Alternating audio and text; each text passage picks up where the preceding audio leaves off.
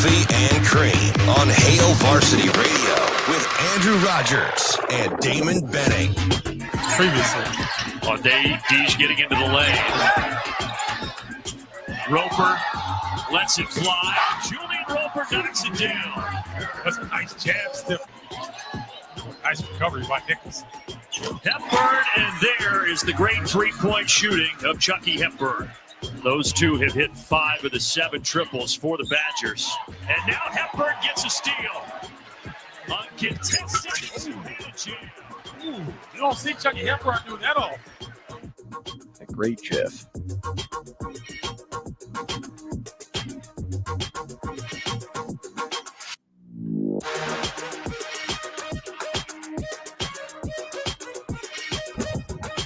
Hey, welcome to the show, Coffee and Cream in the Morning on Hail Varsity Radio, powered by Currency. Andrew Rogers, Damon Benning, happy to have you with us. My headphones were potted down there at the beginning. I'm like, man, it's 7 o'clock. Shouldn't we be starting this show? And no, you never know. Never know. Just flip a coin. Maybe somebody heard me talking about Naruto. There's different lighting today. We're going with our regular lighting. This was the lighting yesterday. I thought the same thing. Shane, what happened to our blue and red track lighting? Did you forget how to work that? No, I was kind of digging that. I mean, we could turn the blue on here if it. No, it's okay. Well, I already pushed the button. Yeah, that's good. Not so much. You want me to go back to the other? Kind of like the dimmer lighting. I can go back Lower to the lights. Maybe put on some slow music. Shane, Probably not. dance the night away. There, I went back to the other. Oh, thank you. Good morning, everybody out there, whoever or wherever you're catching us, whether that's 590 here in Omaha, 1480 in Lincoln. We're live on Twitter. We're live on YouTube. And it's going to be a great day. It's Tuesday morning, and Damon Benning's to my left, so it's always a good day when I got you next to me. Ice Cube. Today is a good day. And a big day to kind of get to a lot of things. There was some commits on the recruiting trail for the Huskers, some college basketball upsets, kind of some weird outcomes. I feel like this is a weird season for college basketball. I mean, you start with Wisconsin falling to Northwestern after they missed however many weeks of basketball, and then you also add in the fact that KU just can't buy a win right now.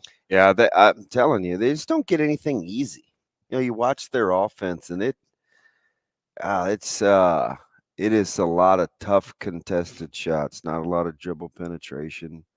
But still, I mean, that I compare them to other teams that I've seen in college basketball, and on any given night, I feel like we say this every year about the brackets, and at the end it's chalky.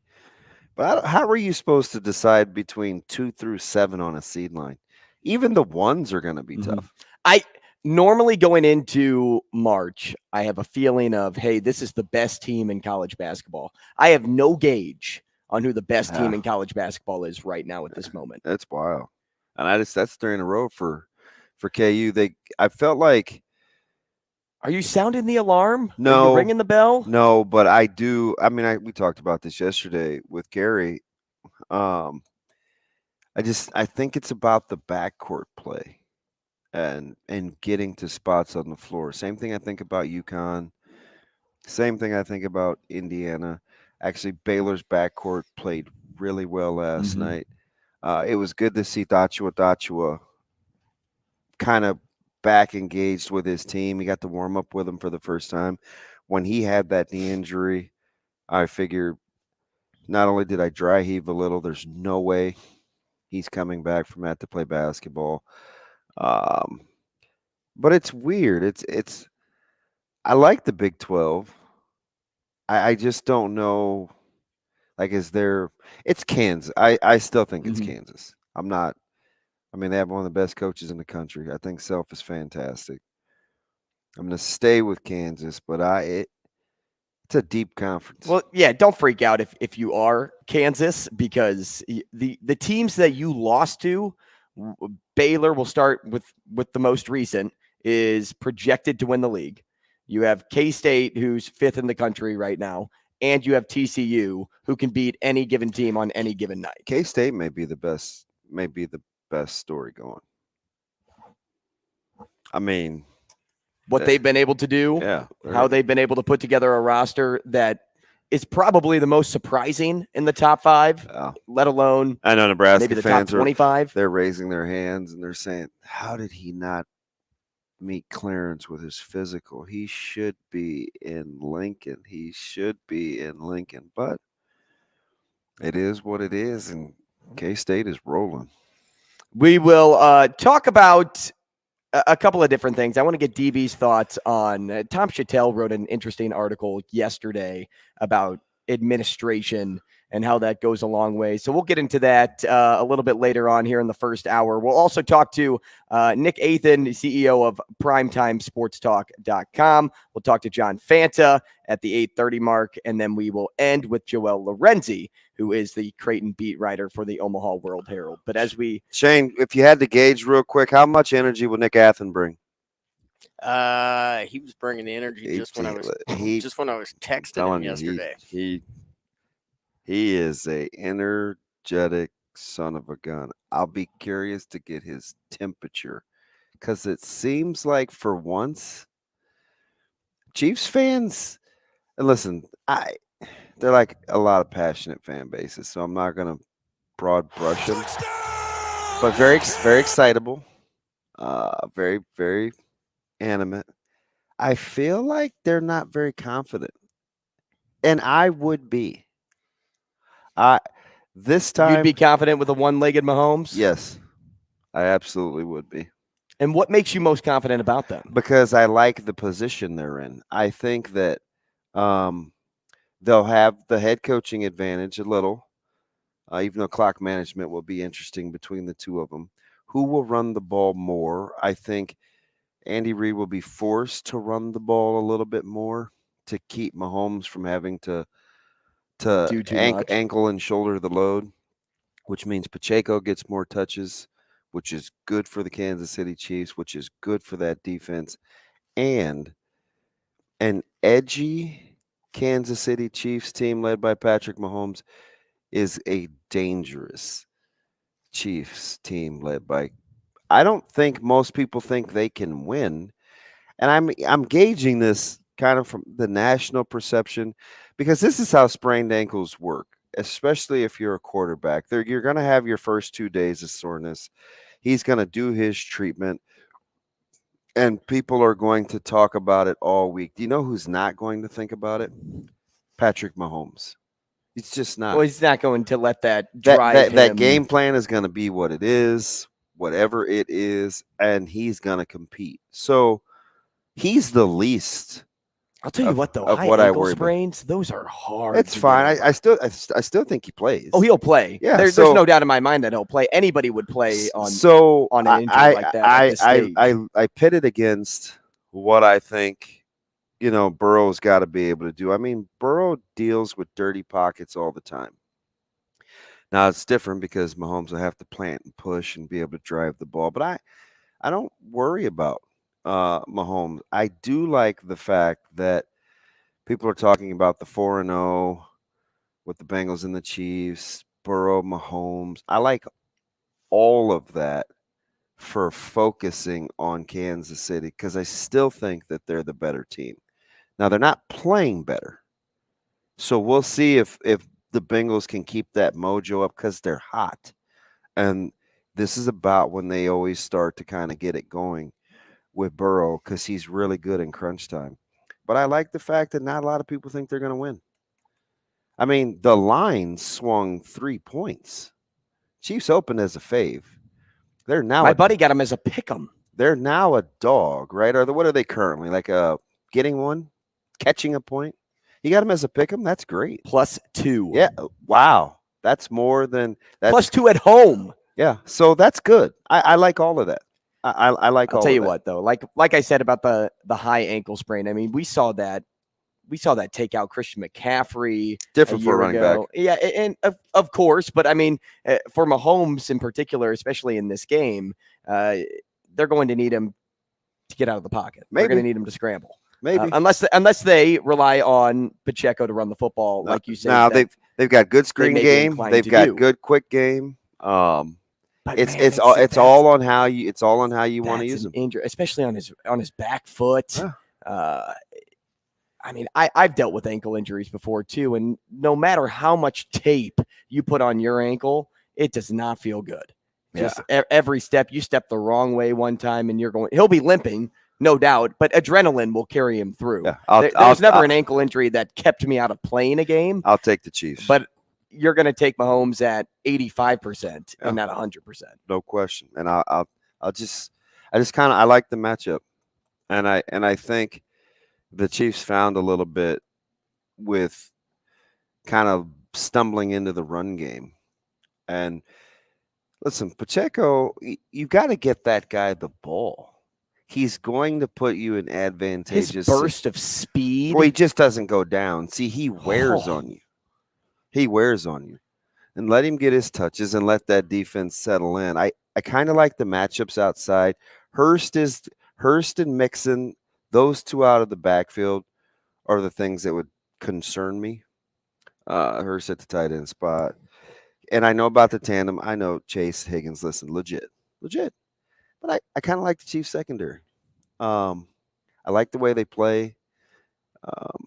It's be on Kansas City's linebacking core. Well, we were critical last week about their pass rush ability. Yeah, I just don't like the way that they've been getting after the quarterback, but they may not have to with some of the matchups that they have along Cincinnati's offensive line.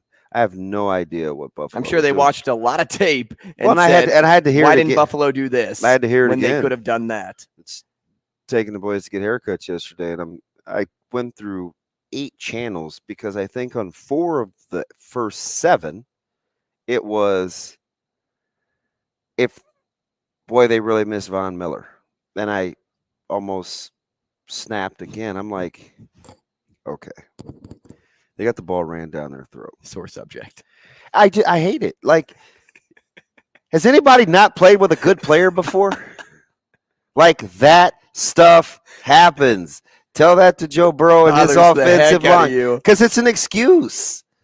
Like, I get it. Do you know how many games you'd have to go back and rewind from umpteen thousand sports on if a guy or gal played? Like, hey, they didn't. Stop doing that. It's just so easy to gravitate to. It's so easy. It's low-hanging, dirty fruit. Like, well, it may not be dirty. You could wash it off. Oh, usually if it's low-hanging, it's somewhere near the ground. That means things have tried to get at it. You know, I'm just like, really? I wonder what a healthy offensive line for Cincinnati would look like, because that could be scary. Like, let's not do that. Let's not do that. Why not? Why not imagine what the best teams in football can look like with their best players? Yeah, I mean, why not? Shoot, man. Gosh, if the Lakers just had Anthony Davis, they don't. Well, they still have the 4th best record in the West, and they just made a trade. 2-10 start. But I'm a big Rui guy. Are you? Yeah. Well, I like Gonzaga. He's a good guard. I like Gonzaga, and I think Hachimura gives him some size. What was he? 9th in 2019? Yeah, somewhere around there. I like him a lot. That was a good player. He also didn't want to be there in Washington. Well, they gave him away for a bag of peanuts and Shane's old Salvation Army hat. So in his orange Celsius. Yeah, enjoy that. Shout out to Coach Wade Halverson, who's the president of Celsius. Hey now. Omaha West Side. We had 8th grade open house last night. Pass. Did you go? No. Oh, okay. Just milling around at school because I had everybody with me. And so I had Caleb, Zoe, and Micah. It's kind of single parenting a little. And people just making up parking jobs because it is the worst school to park for whatever the reason, right? They gave you like 16 stalls for like 1,700 students. Doesn't make a lot of sense. And people just, that they've never been there before, right? Open house, just making up parking spots. You can't park there. That's not another sore subject for It is. Well, and parking stalls are a little smaller nowadays. I mean, they've tightened that up. They need the Costco model, the double line, the big spaces. See, I only go to Sam's, and I don't even know if Sam's does that. Yeah, There's both by my house. I've asked the question out loud. Does it make sense to have both memberships? Does it? I don't know. I only have one. I only have one too. And I actually mooch. It's my mom's. Yeah. But Boy, really, what a you're membership does mo- is just with get, the great Barry Rogers, you're still a mama's boy. dude, I'm telling you, Barry may pay for it, but I know my mom helped me hook that up. Or maybe it was my dad. I don't know. But beside that, Sam, does it pay to have dual memberships? What can you get at Sam's that you can't get at Costco and vice versa? Well, I think so. I've asked because there are a lot of things that people will show me. Hey, I got this from such and such, and I'll say, "Oh, was that at Sam's or at Costco?" And they'll say one or the other, and then I always have to see if does it boil both. down to like clothes and I don't buy clothes. Backyard items and no like, food. So, but that's what it Food. boils down for you. I would be shocked to think that Costco and Sam's aren't. Well, really I know the same brand. when The it comes to brands are food. different. Like I know Costco is Kirkland. I don't know. Right. I don't know what Sam's Sam's is. like Members Mark. I think that's what it is. Is it? Yeah. So like they each have their own. Yeah. Their own. It's like Target is Market Pantry, and you have great value at Walmart. Market Pantry used to have very, very good flavored bubbly water. But then Not a sparkling water guy. yeah, that's shame on you. Thanks. Shame on you. I just wanted to save it for you. This is do you know what this is right now? High quality H2O. Nope, just club soda. I know. Just club I know, soda. that's it. Who drinks just club soda? You sound like Micah. It's like, Dad, why do you have club soda? What is happening? I want the bubbles without the cows. You're ridiculous. Kinda. I mean, there's a good chance that could. Well, you're the one that got me started with club soda. No way. No, the ankle talk, which led me into Von Miller, which is like, what's going on? Hey, you got there on your own. I just joined you. I was in the passenger seat, Trying to land the plane, the whole thing of the NFL playoffs, I think, is fascinating, just because the last couple of years, usually somebody makes a run that they shouldn't. We saw it with the Rams. We saw it with the Bengals. I was talking with one of the guys on Twitter. There's been 6 wild card Super Bowl champions in 25 years. That's kind of a lot. That is a high percentage. That's 1 out of every 4 years. Mm-hmm. But I think this year, the 4 best teams are left in the NFL. And even if the Bengals would have lost to the Bills, we'd still be having that conversation. Yeah. Although, you know what gives me the advantage, why I give the Bengals the advantage? They were wearing Buffalo out the night Hamlin got hurt, too. Mm-hmm. Buffalo hadn't showed me that they were going to remotely be in that game. They were down when that game was ended. Yeah, that was so early, though. Dude, it was 4 weeks ago. Yeah, but that was like second quarter, right? The game. Second quarter, right? No, that was first quarter. Was it first quarter? Wasn't it? I thought the Bengals had just scored. Then the Bills had they were out and they were driving again. Right, but it was only 7-0 at this time. Yeah, I thought it was maybe in the second quarter. Maybe it wasn't. Seemed like it. Gosh, regardless, time kind of stops when you see something like that. Is that eons ago? Yeah. Hey, Tim's on line 1. He's got he's going to fill us in on Costco. This is Colorado, Tim. You better be careful. What's up, Tim? Good morning, gentlemen. How are we today? Hey, well, we're trying to figure out the difference between Costco and Sam's. What's up, Tim?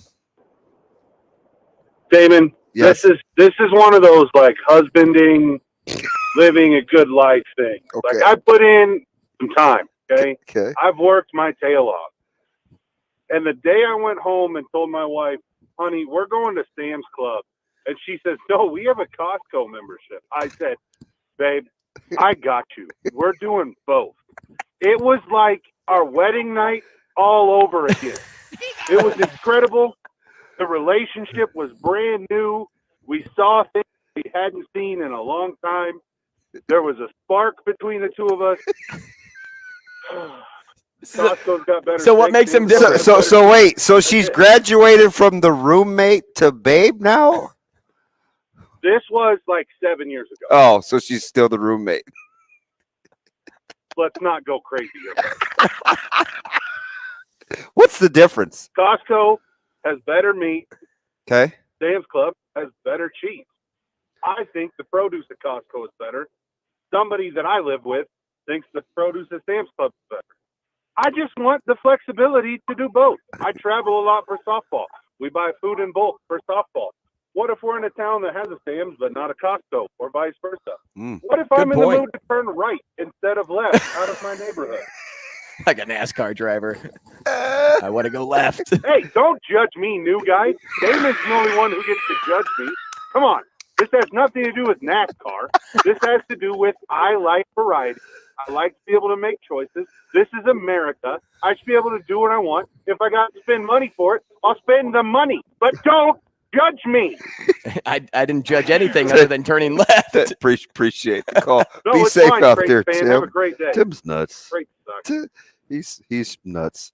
Oh, and my buddy, so Degenerate, Aaron, he actually has both. He's been spending a lot of money lately. Stop spending money, Aaron. You're right. It's Members Mark. Oh, I knew. Oh, I thought I didn't know if it was. Oh, wait, no, I was rhetorical. thinking Market Pantry. No, Members Mark is where I questioned if that was Sam's. Yeah. Yeah. It is Members Mark.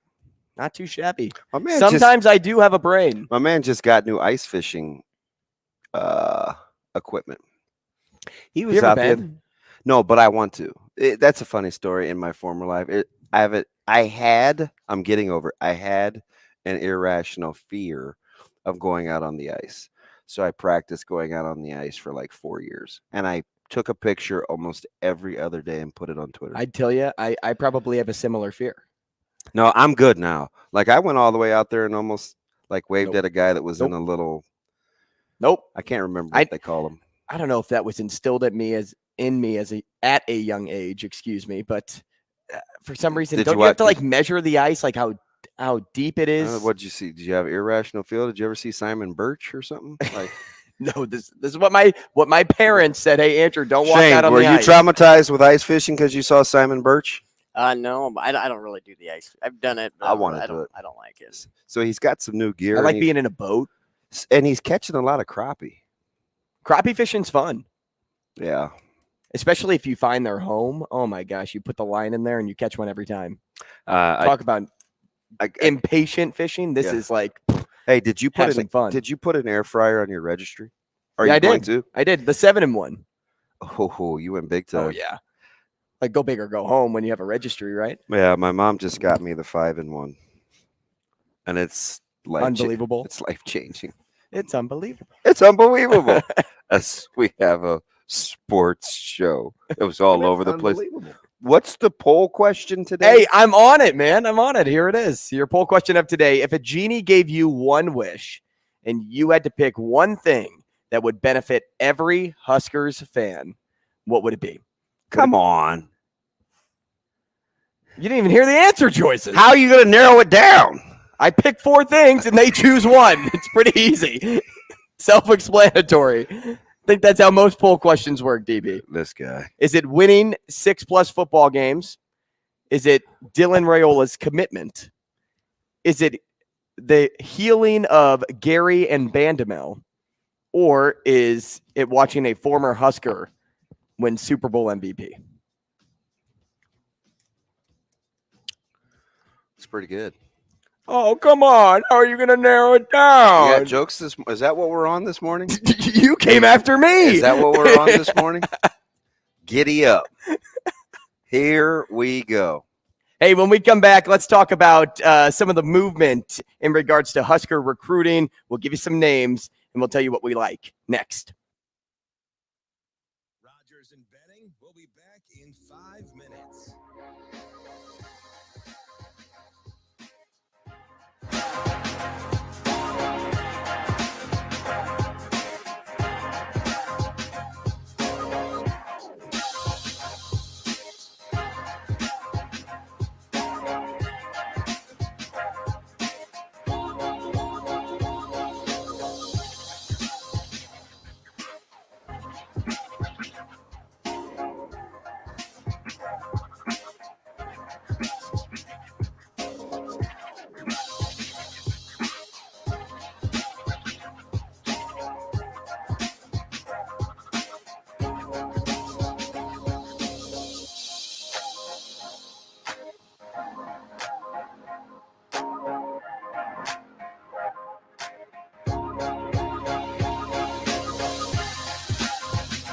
Rogers and Benning will be back in 4 minutes.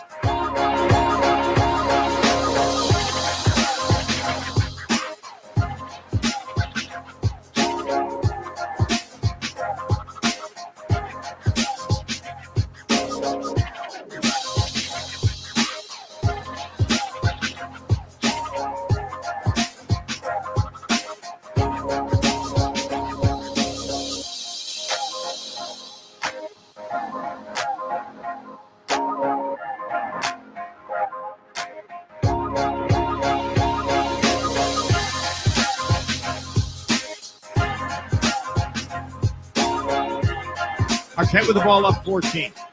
So lift the Joplin right back to Cole.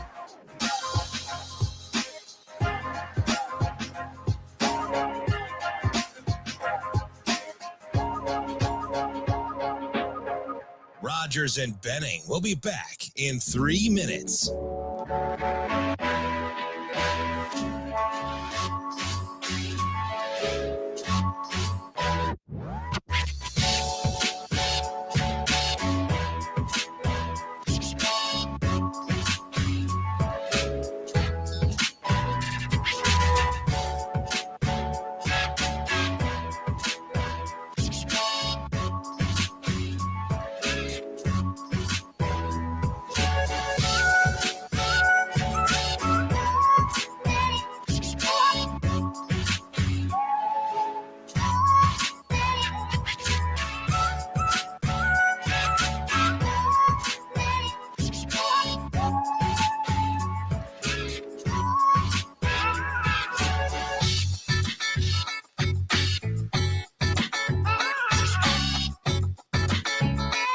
Rogers and Benning will be back in 2 minutes.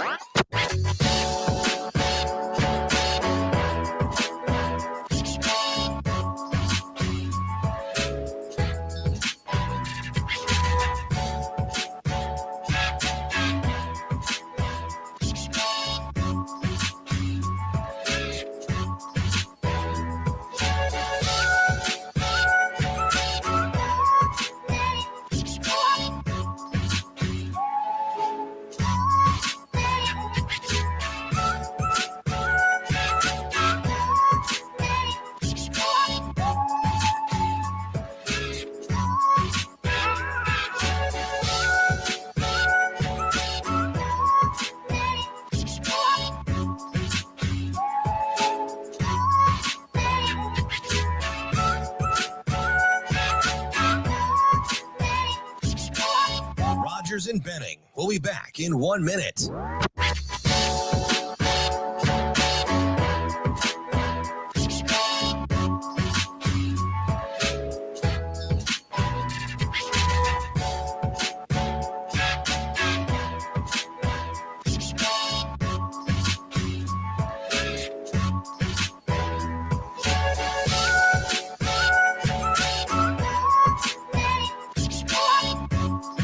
Rogers and Benning will be back in 30 seconds.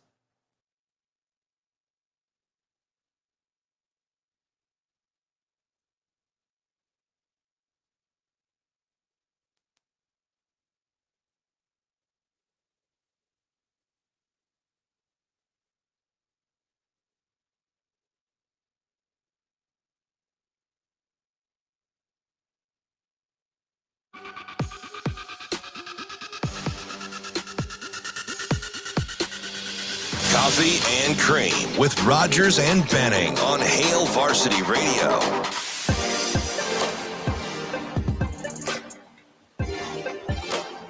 Welcome back, Coffee and Cream in the Morning on Hail Varsity Radio, powered by Currency, live from the H&H Chevrolet stage at Hail Varsity Club. Damon Benning, Andrew Rogers on 590 ESPN Omaha, 1480 ESPN Lincoln, live on Twitter, live on YouTube. If you'd like to get involved in the show, 888-638-4876. Some big news on the recruiting trail as the portal officially closed, and Jacob Hood is the newest addition to the Huskers. He comes over from Georgia, now the third former Bulldog to join the Huskers. And boy, is he a big addition, because O-line seemed to be a priority still after falling from Rouse, from Mazuka, from Cornelius, and they got a guy. They didn't get the guy that everybody was out there going after, but once Hood's name hit the portal, people were calling for him. Yeah, it's interesting too, because I think highly touted coming out of high school, obviously going to a good program. I think we're a little gun shy though as a fan base, right? Just we know that it's not super linear just because this amount of stars, Georgia doesn't mean this. But I think in terms of adding depth and that competitive drive that we talked about for so long yesterday, another, potentially athletic big lineman doesn't hurt to get in the fold. And when I was doing a lot of research into him, because I was trying to gauge what he was like coming out of high school and who he is now after leaving Georgia, his big critique was that he didn't have a lot of technique. Mm-hmm. He didn't have good footwork. But then I kept reading more into him this morning, and I found out one of his favorite sports is basketball. Well, basketball, you need insane footwork, and that has helped him progress into the player he is. So a big body, great frame, good size, can make up for more mistakes than he misses on just because of his size, yet he's still not the biggest tackle on the roster because you have Prohaska,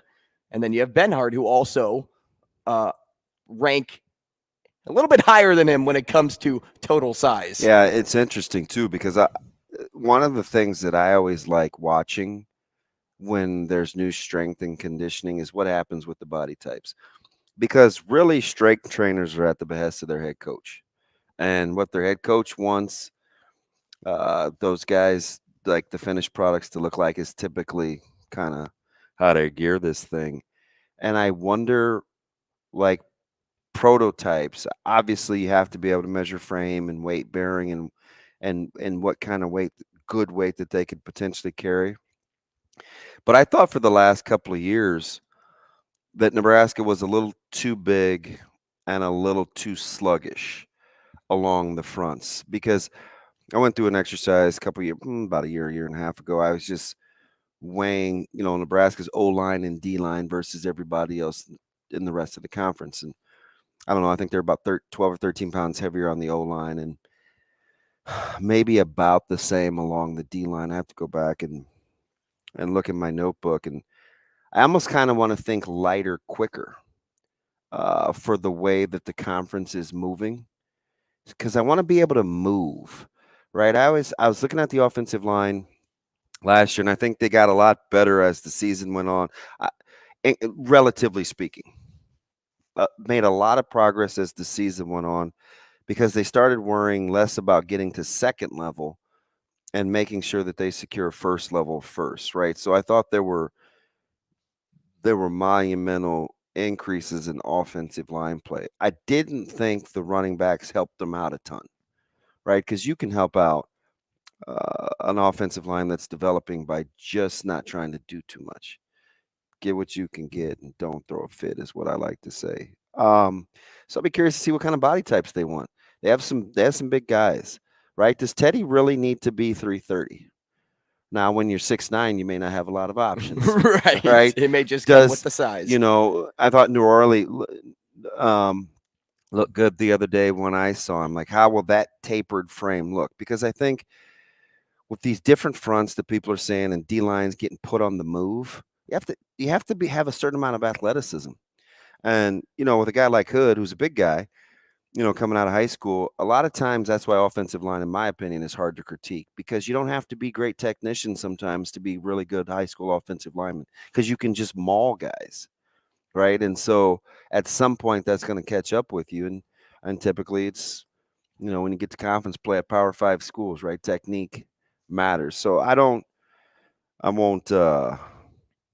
poo-poo it just yet, because I think better days ahead. Well, and he learned from the best of the best when he played at Georgia. He competed with the best of the best while he was there. So he's got that mindset of, how can I help flip Nebraska? Mm-hmm.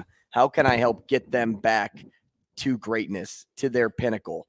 And I love that mentality as he makes his changeover. With Hood, Nebraska has now added 11 transfers, 6 on offense, 4 on defense, and 1 long snapper. He's the second offensive lineman in that group, but something that we still are missing, something that has been, I don't want to call it weighing on us because we've talked about it a lot, and Matt Rule and his staff have a plan for it, I guarantee it, but defensive line, an improvement there.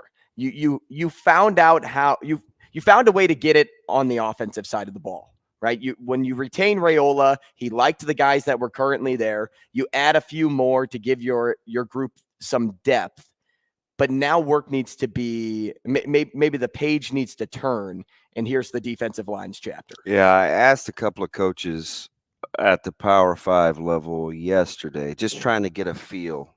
Hey, where are you guys in terms of scholarship defensive linemen? And almost everybody was 11 or more, right? Nebraska currently has, Vincent Carroll Jackson, Van Poplin, Leonard. That's 3, all freshmen, no redshirt freshmen. They got Ruquan Buckley and Elijah Judy, gives you 5. Hutmacher, Robinson, and Stephon Wynn. It's not a lot of interior linemen. I mean, if you do the quick math, you're sitting at 8 right now. And that's a cause for concern. Now, depending on the front you play, you may not need as many, but contrary to popular belief, sometimes if you play an odd front and you play with like the numbers, like if you play with 2 4s, guys that are head up on the tackles and a nose, you need 3 true defensive linemen. If you're playing an even front, like a 4-3, you need 2 defensive linemen and 2 edge guys. So even though the number is smaller, you need more linemen for the odd front, unless you get, this fantastic tweener. There aren't a lot of Justin Smiths rolling around from Missouri that can get in a 5, rush the passer, and stop the run, right? There aren't a lot of those guys, the Richard Seymours of the world. So it's going to be interesting. They're going to have to find some guys to really add to the depth along that defensive line. And then also offensively, the Huskers added Jeremiah Charles, and he is one of those high upside players. Somebody that multi-athlete guy. Let's just say Matt Rule likes to gravitate to. Him and his staff love the forgotten one. And this is someone that only played a year of football. Hooper, track, basketball. Yeah, he may be a 3-sport athlete. Yeah. But in regards to the sport he committed to, only playing for 1 year, development's going to be the name of the game. I don't know if it's rational or irrational. One thing, Coach, and I'm going to keep saying this because I hear it every time I talk to him. He's confident. He doesn't have any. It's not like he sits around and he's like, I wonder if we can develop these guys. I wonder if we're okay. Yeah, wonder's not in his vocabulary. No, because he has 1,000 case studies of converting and developing. So I don't think that that's what he worries about at all. And that's probably going to have to be one of their advantages, because I've always said what gave Iowa and Wisconsin and Minnesota the advantage over Nebraska in terms of development is they played a certain way for so long. They know exactly what the finished picture is supposed to be.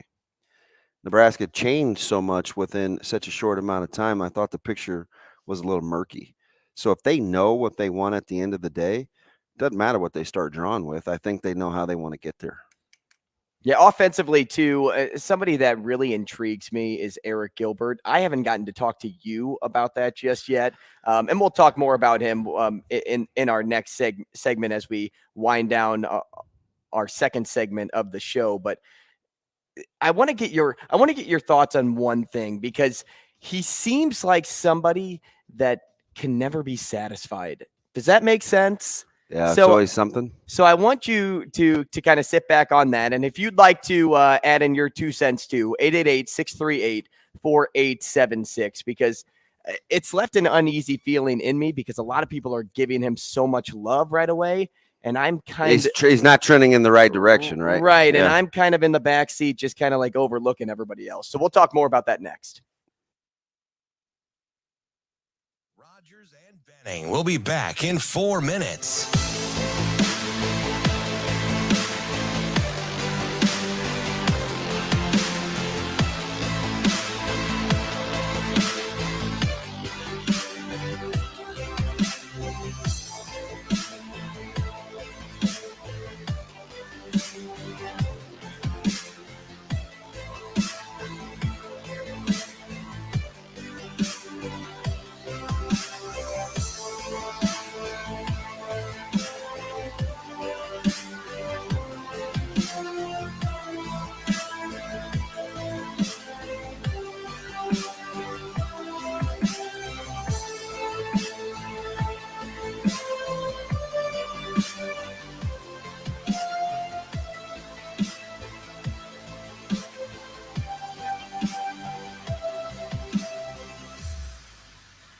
Rogers and Benning will be back in 3 minutes.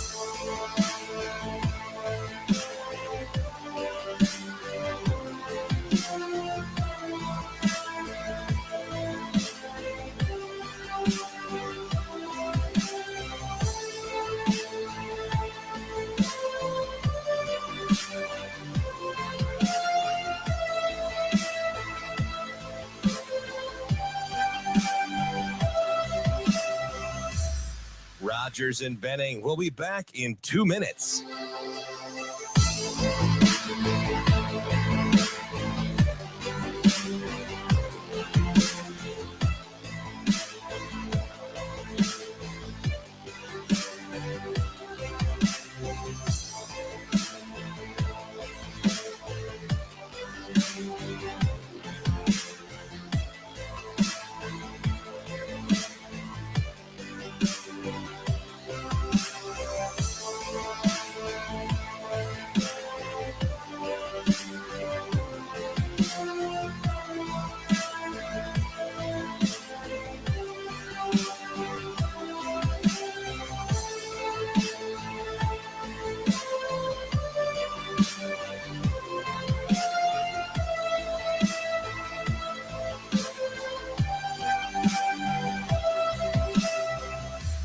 Rogers and Benning will be back in 1 minute.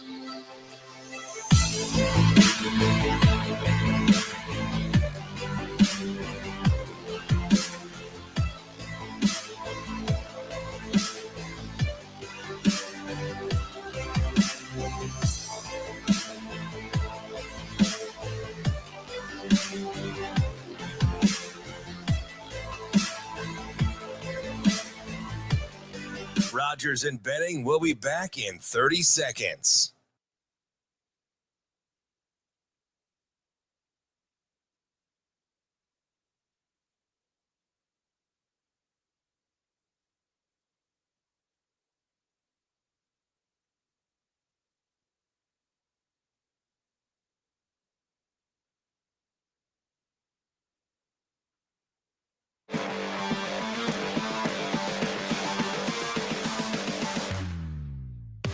Coffee and Cream with Rogers and Benning on Hail Varsity Radio.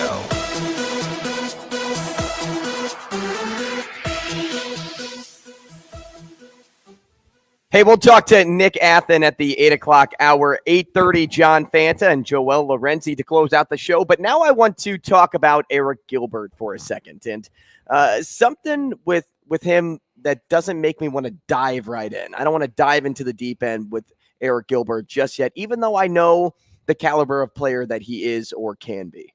I know he's a 5-star guy. I know he absolutely dominated coming out of high school. He was very good for that LSU team when he first started his college football career. But something that doesn't settle right with me is that I don't know if he can truly be satisfied. And the reason I say that is this. After LSU won the national championship in 2019. That's when Gilbert made his start at LSU. And he played well. He played in 8 games, had a pretty good stat line, but wasn't happy with the results of that team. So he goes over to Georgia because he knows the position Georgia's in, and he thinks he can be the guy. And they've been cranking out tight ends. But you're not starting over Brock Bowers. You're not starting over Darnell Washington. So now you're what, 3rd on the list, maybe 4th on the list. You're competing for a spot, but you may not get it. Not satisfied again, but you did play for a team that won the national championship. So you enter the portal again, you go to Nebraska. My whole thought here is this. LSU became a pretty solid football team, at least this year. I don't know if he has that stick it out gene.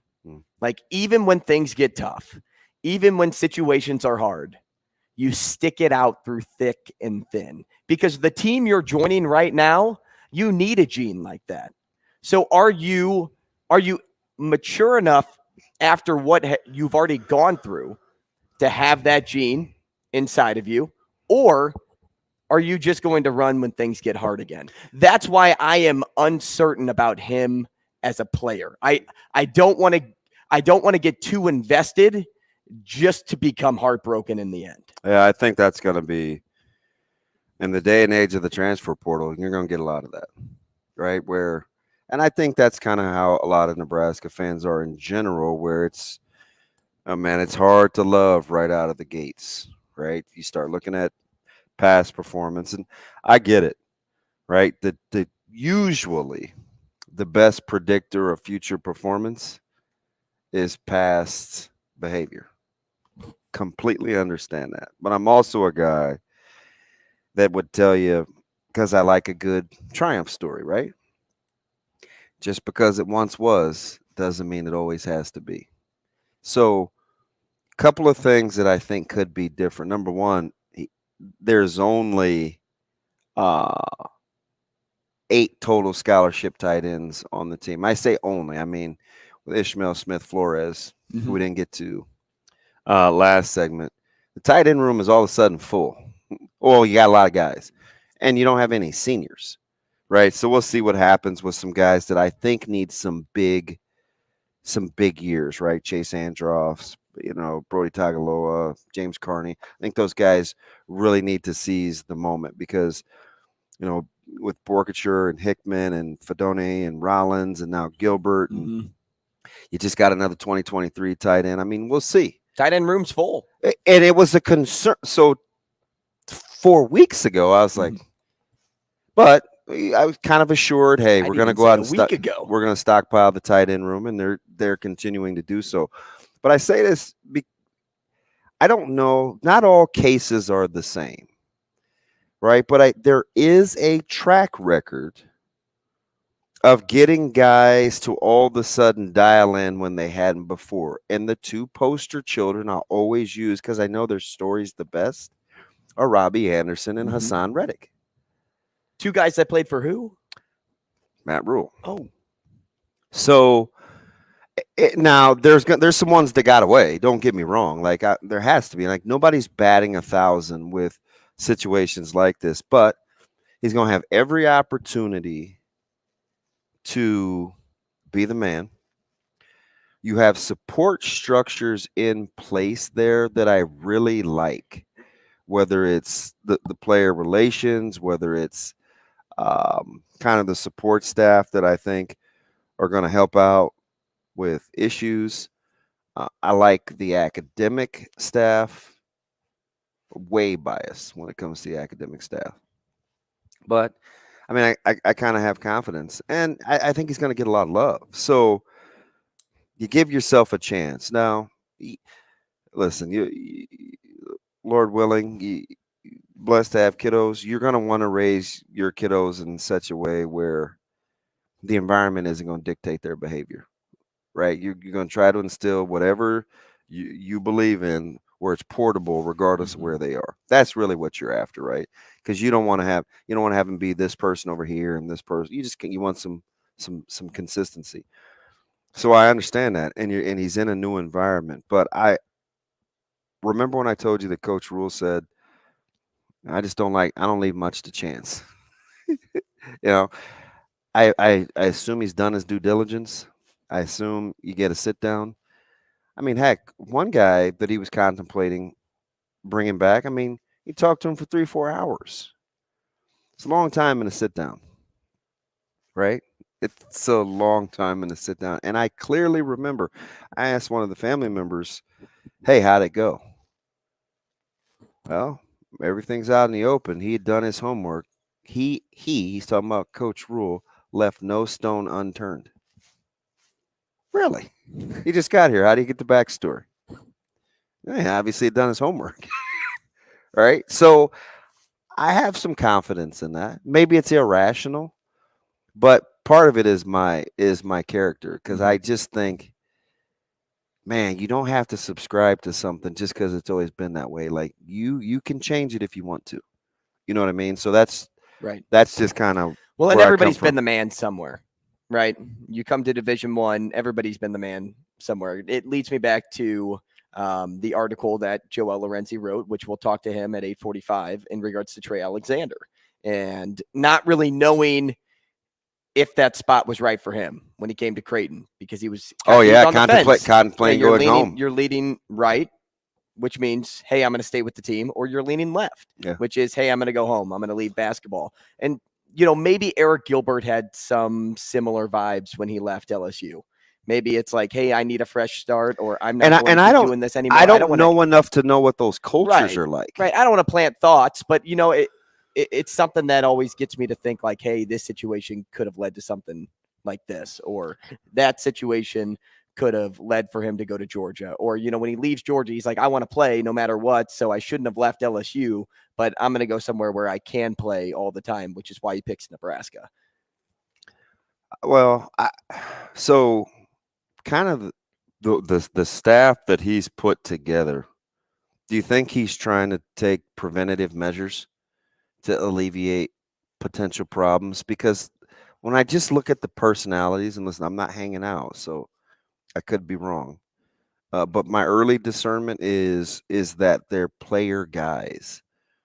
I mean, I go with the age, where they've been, who they've been around. I think the ability to relate is something that was in the frontal lobe when he was putting the staff together. You could just tell by what it's comprised of. So, I mean, maybe some of those things are also some built-in insurances, but not assurances that it's going to work. Right? You're trying to take preventative measures. And let's not forget that Eric Gilbert played football in Georgia his whole life, so maybe he did need to go home.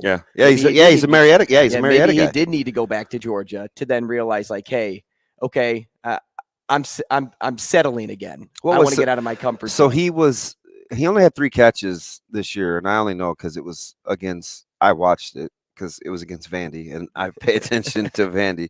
So I think all of his catches came against Vandy. But the year before, he got to double digits, right? Like, was it 16 for 365 or something like that? Yeah, he had about 365 yards. So, I mean, 8 games. Yeah, that sounds right. Lot of game. And how about if the offense is going to evolve into what Sat said earlier with tight ends and run action and controlling the line of scrimmage, it could play right into his strengths. Yeah, what kind of package do you think? Man, multiple. They run. Multiple. I'd see a lot of 12 personnel. The worst for me is 12 personnel is a guy that has to put stuff together to stop offenses. 1 back, 2 tight ends are tough, especially when one of those perfect example, he was checking Kittle. Best wishes getting into personnel packages with those 2 guys' versatility.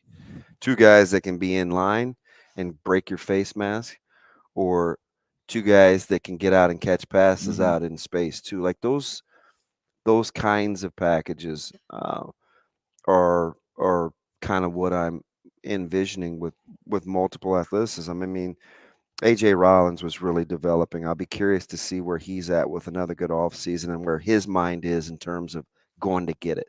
Fedone coming back off of injury. You've got Chris Hickman, who uber talented and very multifaceted, just has had a hard time staying healthy. What his frame would look like if he hangs in there. You put him with Gilbert. I'm a big Borkature guy. Probably more than most because I like that he does the little things. And he wasn't a natural pass catcher. He's worked at that quite a bit. And that can happen. So a lot of times people think you can either catch or you can't. I don't know about that, man. I'm watching a guy over at Bellevue West that spent a good amount of time catching balls. Didn't used to catch balls like that. And he has about 8 or 9 Power 5 offers, and Isaiah McMorris. You can learn to catch the football if you work at it, and he works at it. And a lot of these guys are working toward bettering themselves, which is why the numbers are so high.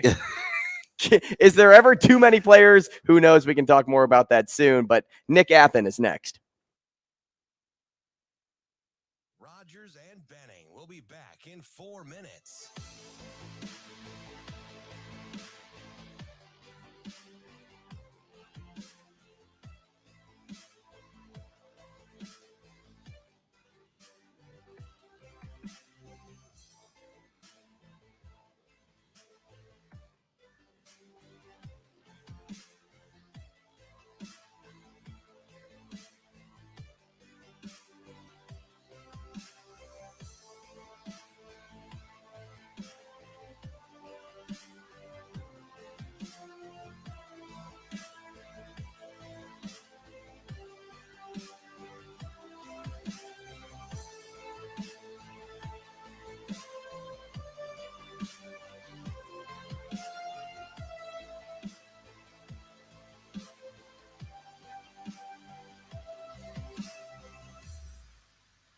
Rogers and Benning will be back in 3 minutes.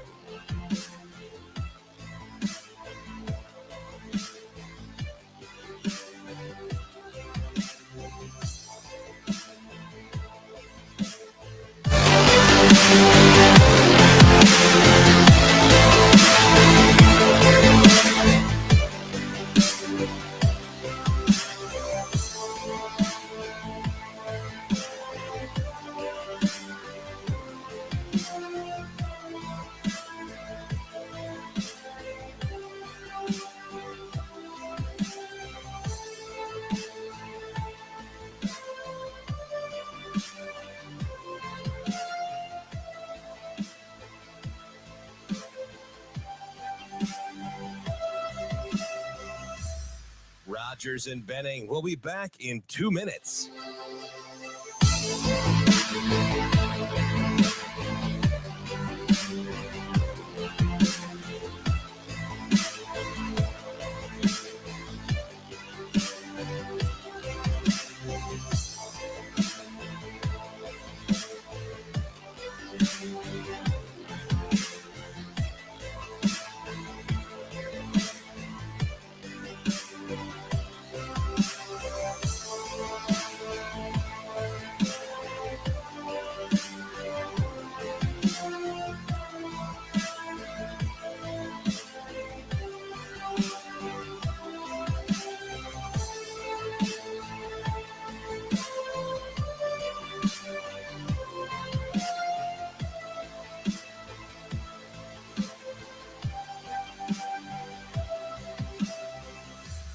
Rogers and Benning will be back in 1 minute.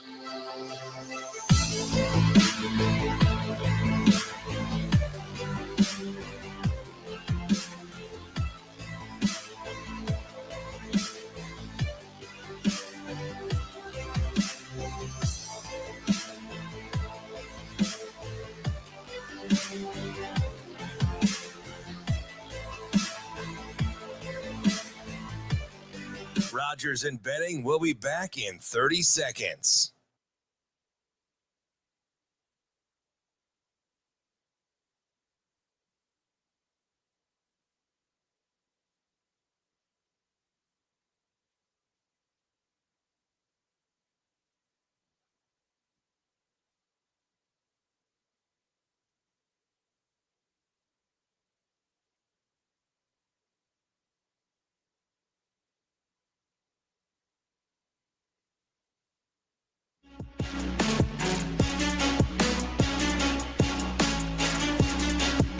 Coffee and Cream on Hail Varsity Radio with Andrew Rogers and Damon Benning. McKinnon sprints in motion to the near flat. Mahomes now steps up in the pocket, throws lane wide open, back of the end zone. Touchdown, Kansas City. Marquez Valdez-Scantling on a 6-yard touchdown. It feels better. I mean, it feels better than I thought it was going to be now.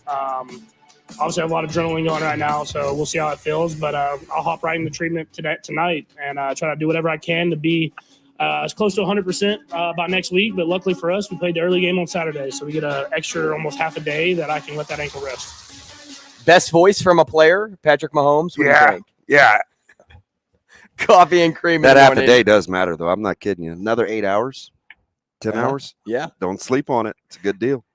It's Coffee and Cream on Hail Varsity Radio, powered by Currency. Damon Benning, Andrew Rogers, live from the H&H Chevrolet stage at Hail Varsity Club. At this time, we'd like to welcome in Nick Athen, CEO of PrimetimeSportsTalk.com. Nick, good morning. Good morning, guys. How you doing? Good. Great to talk to you again, Nick. How are you? I'm doing great, man. I'm just excited for this weekend. We're back in Arrowhead for the title game, as it should be. This is strange. I feel like this is the first time I've talked to you in the last couple of years where there isn't like the manufactured Kansas City Chiefs fan base chip. Like this one is actually real because it seems like most people think Cincinnati, if they're not the better team, they're certainly playing better.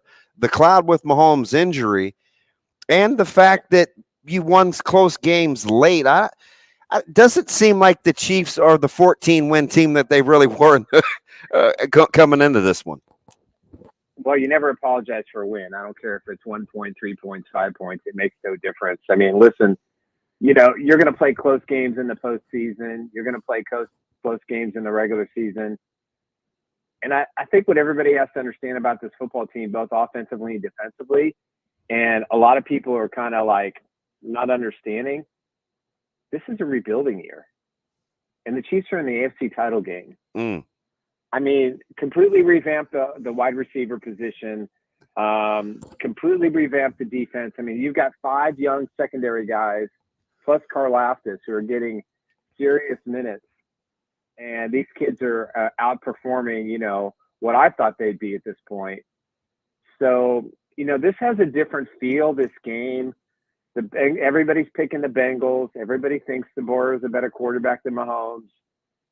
And for some reason, I had a bad feeling Saturday. I knew something was going to happen. I just had that gut feeling. Ended up being the Mahomes injury. They still win. I think Sunday has an opportunity for Patrick Mahomes to have one of the career highlights of his tenure in Kansas City. I think this is the biggest game that he's played since he's been in Kansas City.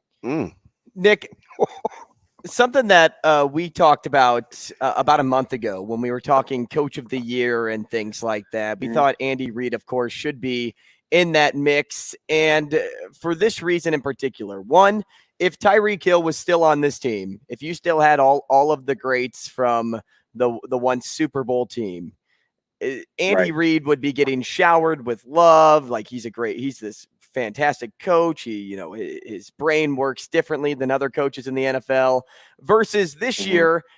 He's making do with a lot of new faces on the team. Like you kind of stated in your last response, but are people giving Andy Reid enough credit for the work that he's doing this year? Because if things would have gone south, wouldn't people be calling for his head? Well, I don't think so. He's got enough cachet. I mean, he's number 2 in, postseason victories and he's got his Super Bowl and, he's done about everything you could do as a head coach. So he really can't do any wrong at this point. But yeah, the off-season plan could have gone considerably south very fast. Now, there were a lot of factors as to why they moved Tyreek Hill, and I think it was a good move. And obviously, it paid dividends in the draft last year and also again this year. But you've got you've got all those new faces. You've got 4 new wide receivers. McCole Hardman's been injured most of the year. You still have Travis Kelce. You still have a couple of tight ends behind him that are still kind of feeling their way through the NFL. And I think if you just take a look at that, and plus the tackles for this football team have been bad. Now they played good in the second half against the Jaguars, and they're going to have to be brilliant on Sunday. But you take all these factors in, they're in the same place they were the last 4 years, in the final game and before the Super Bowl. So I think it's remarkable. I think it's been a brilliant plan. It's obviously worked. But Andy Reid, he's in charge. And, I don't know if you guys watched his press conference yesterday. He was in serious business mode. He didn't want to talk about the Mahomes injury. He just wanted to get back to coming up with a game plan to defeat the Bengals. That's the most serious Andy in a press conference probably in about 2 or 3 years. Nick, full disclosure, the opening of the show, we were going back and forth about this, and I said I like the Chiefs. I like the Chiefs for a couple reasons. Number one, it's because an edgy Mahomes is my favorite Mahomes because he always feels like there's something he's got to prove. But the other thing I said is outside of they both share some clock time management things, Zach Taylor, Andy Reid, I like the fact Andy Reid will have to get in the lab for this game. Like, I like the Andy Reid factor, and maybe he'll even have to use Pacheco more. Like, are you getting that sense that this is an Andy Reid type game? Yeah, I don't think Andy's left Arrowhead since Saturday. I really don't. I think he's been there the entire time. I don't, you know, his poor wife's probably not going to see him till after the game Sunday night. But you know, I think you're right. He's in the lab. He knows the situation with Mahomes. He knows he's going to play. I think Mahomes is going to be close to 100%. There was a picture of him yesterday working out with no tape on his ankle. So I don't know if that was a legit photo, but you know, Andy knows this is an important game for his legacy. It's an important game for the organization. It's important because it's a Lamar Hunt Trophy, and everybody thinks the Chiefs are going to lose. I mean, 90% of the people really believe that the Bengals are the better team. The Bengals have the Chiefs number. And I can tell you in that locker room from day one, week one, all they wanted is to play the Bengals in the postseason at home again to show that was a fluke. And they won't melt down like they did last year. They learned a valuable lesson. And so Andy knows that. He knows what's at stake. And I think you're going to see plays that we haven't seen in a really long time. And I think the Bengals aren't quite sure what level of Mahomes they're going to be facing, and they're going to have to adjust their defense a little bit as well. We're talking to Nick Athen at Chiefs Insider on Twitter. Nick, how much do you think the injury of Patrick Mahomes will limit his play in this game? Do you think it's going to hinder it a lot, a little, or not at all? Not at all. I mean, if he's going to have to run, he's going to run. If he's going to have to jump off one foot, he's going to jump off one foot. Unless that leg is sawed off, you know, maybe then we have an issue. But, you know, listen, Patrick Mahomes has carried his football team for 5 seasons now. And it's time the defense and the special teams do their part and carry Patrick Mahomes if he's not 100%. Even if he's 80%, that's enough. And it's going to boil down to his ability to handle pain, which obviously he's got a high threshold. His drive is second to none, and he can back it up. And I think he's going to be okay. I think he's going to do virtually everything that he normally does, and he's going to give it his all. He's going to do everything it takes to help his team win. Nick, I'll get you out of here on this one. I like the young corners. I like McDuffie. I like the secondary. But the key matchup for me is centers around the guy that I called the steal of the draft a year ago at Nick Bolton. That second level crew working with Mixon out of the backfield, the check downs, you got to find a way to neutralize Hurst. When you look at the game within the game defensively, are you wanting to generate more pass rush again? Is it controlling that intermediate passing game? Right. What's the key for you when Burrow has the ball? You got to bring 5 guys. Okay, you can't do an all-out blitz because he's just going to kill you. Now, one thing that the Chiefs corners did really well is that they turned their head to look for the ball toward the quarterback. They haven't done that exceptionally well this year, but over the last couple of games against the Raiders and the Jaguars, these young corners have been more cognizant about where the football is and turn their heads around, and that's going to be key. But Bolton and Gay are going to have to blitz. They're going to have to be aggressive. Where the Bengals had the Chiefs number back in December was they went in a lot of all-out blitz, and Burrow just took that extra second or half a second, and he just killed the Chiefs with good coverage. Mm-hmm. And I think they have to have those linebackers underneath at times. They're just going to have to change the defense up. Look at what the Bengals did to the Bills And look at how often, they move their corners and their safeties and their linebackers around to create blitz opportunities. And a lot of times these guys were untouched. And then you look at the big play against Jacksonville, Justin Reed makes the pressure and it caused the interception. So those are the kind of things they're going to have to do. But the biggest key for me in this entire football game is going to be Chris Jones. He's had a brilliant career. He has 0 sacks in the postseason. He could have sacked Burrow last year to kind of probably seal the win for the Chiefs. He couldn't get it done. I think this is, like Mahomes, this is probably the biggest game of Chris Jones' career and the opportunity that he has. If he gets 2 sacks and Frank Clark plays his usual postseason heroics, I think the Chiefs have a pretty good chance to win this football game. But all those things said, the defense, and I said this when Mahomes went down, during the game, if the Chiefs want to get back to the Super Bowl, it's going to be the defense that's going to carry them, and they've got to play big on Sunday. Nick, we appreciate your time this morning. Thanks so much. Enjoy the rest of your day. Thanks, Nick. All right, guys. Thanks for having me on. Appreciate you. That's Nick Athen, CEO of PrimetimeSportsTalk.com. Toss him a follow on Twitter at Chiefs Insider. And I told you he's a fan. Yeah, he is a fan. I couldn't believe he called them in rebuilding mode. Like, I know, like, to a degree. So I know a couple of Chiefs fans that said not this year, but next year. I've never heard the R word. If they would have lost Travis Kelce, then I think they go in rebuilding mode. But you still had your number one target. And we just act like they just didn't. Clyde Edwards-Helaire, vitamin D, whole skim. Just milk card, right? It's like there was a stretch in the middle of the season where we couldn't even name 3 of the 4 starting wide receivers. Then all of a sudden, Kadarius Toney gets healthy. We wondered if Kelsey's best days were behind us. Who's this Pacheco guy? I've heard it all year. I think Pacheco was on people's radar more than any other player. But listen, I'm talking about not running the ball.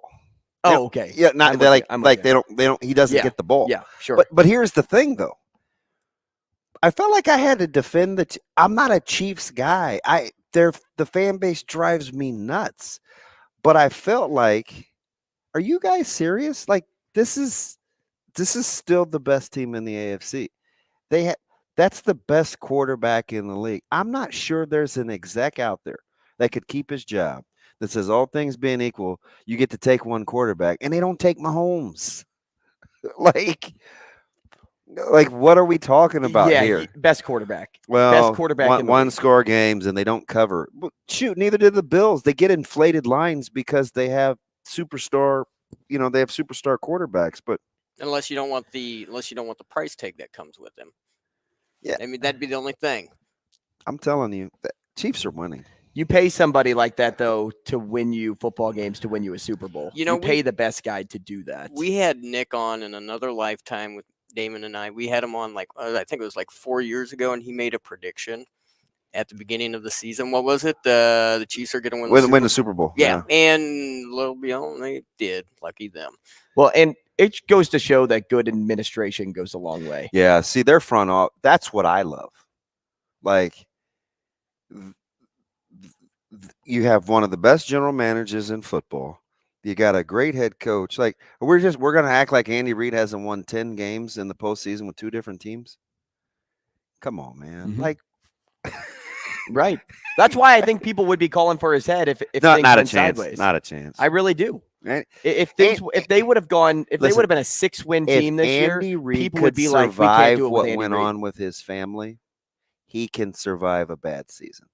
Trust me. But I'm not saying he can't survive. It doesn't matter though. The brass isn't the brass isn't going to do anything with him. The fans can say what they want, and I don't think they would. I think they would. If his season would have gone sideways, I think they would have. People are not giving him enough credit for the season he's had. Look at that offensive line. They have to play Orlando Brown Jr. for Pete's sakes. I'm with you.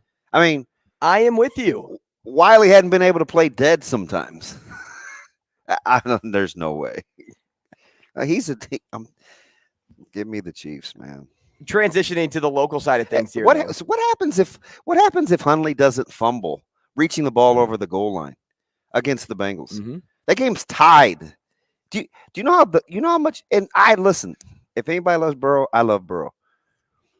And you need a little what we would call puck luck, right, to win games. But the Bengals have been able to catch a few breaks and capitalize. Now, they whipped the Bills pretty good. No question about that. But there are some timely things that have happened. I go back to last year to get to the Super Bowl. They've caught some breaks. I just feel like, even though Joe Cool is my dude, like probably the one guy I'd want to go hang out with, I'm going to take the Chiefs in this one. And I don't blame you. I actually like the Chiefs as a dog. I didn't like them at 1.5. I can't believe how the line. I did not expect you to hear. Where'd you pull that off of? DraftKings. +2, huh? I was thinking maybe because it opened Plus at what, 105 for the money line. I may hammer that. I thought it. Well, if you're gonna do, yeah, you probably do, right? If get you the plus money, but why not? I figured because what it opened 2.5. It got bet. I all saw it the way open the at other way, 1.5 and got bet the other way because people were taking the Bengals and hammering them. Hey, I don't know if you've heard this before, but Cincinnati is 4-0 against Buffalo and Kansas City. Their last 4. Yeah, I listened to Ryan Clark hammer that. I'll tell you what, though, if I'm taking any quarterback in this game, I take Mahomes over Burrow all day, every day. That's hard, even though I do think Mahomes is the best quarterback in football because Burrow is clutch. Mahomes is too, no question. But I wouldn't be as matter of fact. That would be a tough for me. Like game-winning drive, both guys. That's tough. I'm taking Mahomes. Yeah, I mean you can't really go wrong, right? Oh, Burrow. Does anybody have better My man Burrow used the word refunds. You think that stuff doesn't stick in his craw? Burrow remembers. Burrow is icy. He remembers. You talked about puck luck too. How about Matt Rule on the ice in Omaha yesterday? Hey, taking a shot from the blue line. See, and I didn't comment on it because I don't want to be that skirt and pom-poms guy for the staff all the time. That wrister was silly. He's been on ice before. Had to have been. He's been on ice before. I don't know who he was trying to fool. Like the ease in which he did that. And he goes, should I slap shot or wrist shot? Yeah, I'm like, I'm just going to wrist shot. And I'm talking, right I was like, he's filthy. You know what? He's probably that guy that I let it ride though. He shows up at a hockey game as a fan. He's the lucky one that gets picked to go to center ice to take one shot into the little slit. You know how everybody has the putt on a basketball court, but on the ice you go into the little slit. He's the guy that buries that shot. It looked like he'd been out there before. And trust me, I took Micah one to go ice skating. He went to Moylan Saturday night. Mm-hmm. His friends were ice skating. I'm watching some of these guys out there. I'm like, this is a hazard. This is a flat out health hazard. The ice is not a place to be if you're a rook. I've never skated. I have, and I hurt like heck for 3 days. Were you holding on to the boards? Yeah. Oh yeah. You know, and I try to go, and I just remember my groin. I just hurt. Did you Bambi? No, like the sprawling legs. Yeah. No, because I had 2 really good buddies. One since passed away, Nate Coleman. Like kind of taught me how to skate. He was a really good hockey player. I had 3 good friends that were good hockey players: Ted Lowndes, Kobe Boykins, and Nate Coleman. All could skate in high school, and it was them and the swimmers that would, they'd come to school or something, and their hair would be wet. Or I'm like, where are you guys? Shower. Oh, we had practice. Yeah, swimmers always had practice at like 4 a.m., 5 a.m. And that was back when you didn't have near as many sheets of ice as you do in Omaha now, because now I think you have a couple of options. There was only one at that point in time, so ice time was hard to come by. Yeah, good administration leads to results, though. You talk about it from the NFL level all the way on down. You see the work that when Matt Rule comes to Omaha yesterday with Trev Alberts, like they're all working tandem together. They're all in it for each other's success. It's what makes you want to stick around. I was walking to Micah's game Saturday or Sunday, and the guy parked behind me, and we were just talking about Nebraska football, and he goes, man, I like this administration. He goes, can you imagine if Bo had a good administrator? I kind of like Bo. You just can't talk to people like that, but I like Bo. Can you imagine Bo with Trev? I just was like, shoot, man, I'm just trying to imagine Matt Rule with Trev. It's just weird, you know. It's just I'm living in the present right now. Yeah, but to your point, like good leadership, and we're talking about adults needing good leadership. That's how difficult it is. Yeah. When other grown-ups need other grown-ups in their corner, like it's hard. And think about like what UNO was able to do with good administration, like taking the UNO route here. Well, the fiscal wherewithal was the big thing. I mean, where they got that to where it was, and now those guys working in tandem at the university, right? Doug Ewald and Trev. 200 former UNO football players were at a UNO basketball game just 2 weeks ago. Yeah, this is dated back to last spring, when they were trying to get the football team to come back and just be alums of the school because of the ill will that was present there. And by one player throwing out the first pitch, now 6 months later, 8 months later, 200 football players are back. Yeah. I mean, Crutch has a lot to do with that, right? The former football guy, but Aiden and Adrian and those guys just working just to make a concerted effort. I think is a beautiful thing. It goes a long way. Yeah. Hey, that was super touchy for me. Speaking of the ice, as we wind down this segment before we get to John Fanta, can you believe the Mavericks are in position to host a playoff? Well, if I would have had to have told you that the first handful of games this season were going to be how they eventually turn out to play defense and stop the puck on January 24th, I'd have told you were crazy. Remember, we were still auditioning goalies. Right. And Kaharski's been awesome. Yeah, so it's like, come a long way. Currently in third place, top four host a first round of the league playoffs at home. And UNO has never hosted a playoff at Baxter. And it's cool to see Gabs getting some run too. I saw him on, was it Channel 7 the weekend? Hockey, as you know, hockey gets fun at that arena in January. Remember, we were talking earlier. He's got to wait till past Christmas. You have St. Cloud State coming up. You have North Dakota again coming up. These are big series. And you will make some noise. I will make some noise. Yeah. You got that right. I don't think the North Dakota's not at home. I believe that's on the road. Is St. Cloud State at home? It's at home. I think it's a home and home, right? Yeah. Well, they play two at home. Yeah, this one's at home. So St. Cloud State's at home. Yeah. North Dakota's on the road. Now, they've also never been to the NCHC Frozen Face-Off.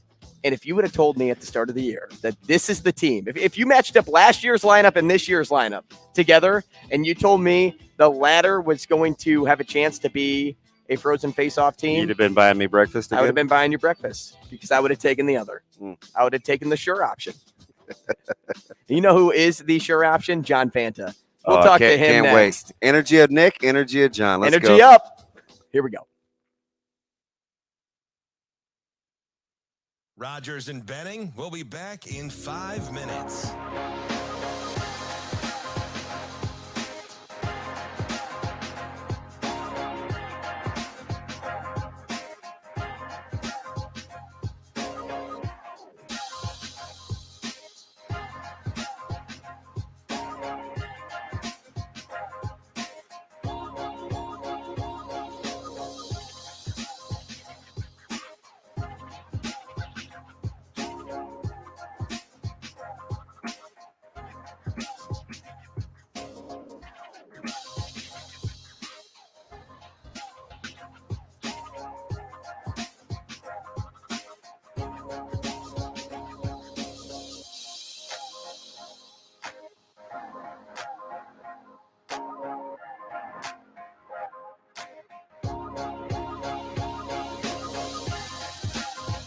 Rogers and Benning will be back in 4 minutes.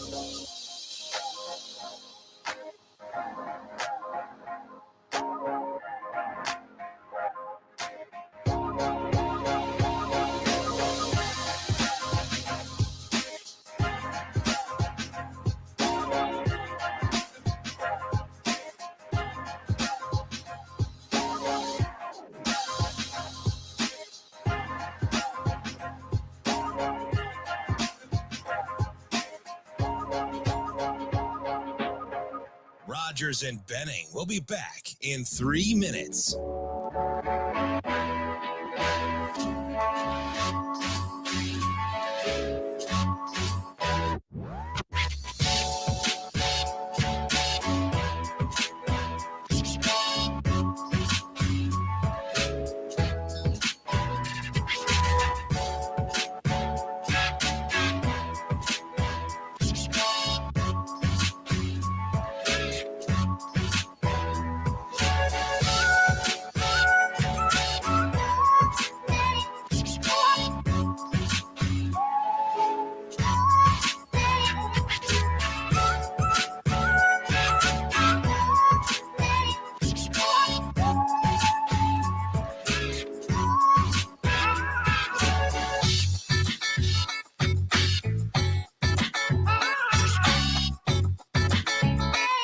Rogers and Benning will be back in 2 minutes.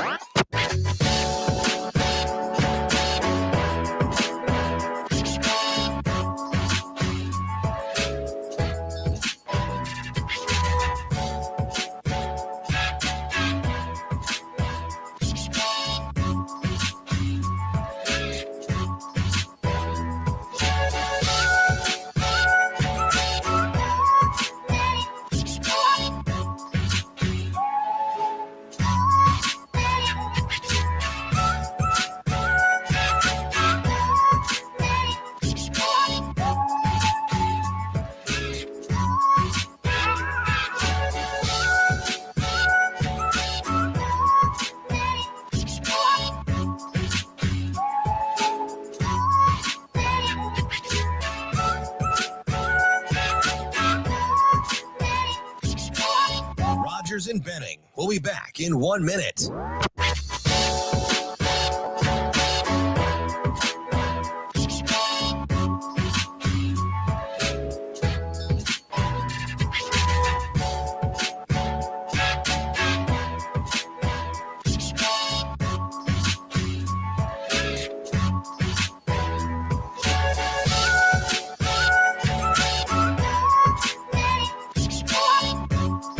Rogers and Benning will be back in 30 seconds.